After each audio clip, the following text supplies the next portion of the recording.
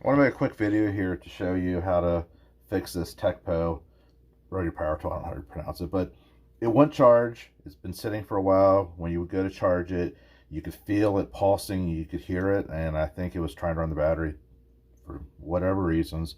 So what I did is I opened it up. I'll show you how I did that. And it just comes apart pretty easily. And I disconnected this here. There's a little release right here right there underneath it. So I had to push that up with a screwdriver, and at that point it just pulls off pretty easily. So put it back together, and it's already charged. And what was happening is, it seems like since it was turning on, it would never charge. So the red light would stay red, it would never charge.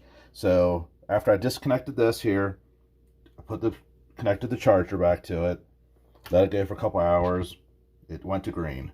And I've tested it since then. So I found it out to charge, and for whatever reason, I have no idea why it does it, but it was just like trying to run, which made no sense. But like I said, it's been sitting for probably a year or so, and the battery's just charged. So to get this all back together, these two pieces, 1 second. Hard to do this with one hand, that's for sure. Okay, so those two pieces go together. There's this little piece on the end that you had to screw off. You just screw that back on.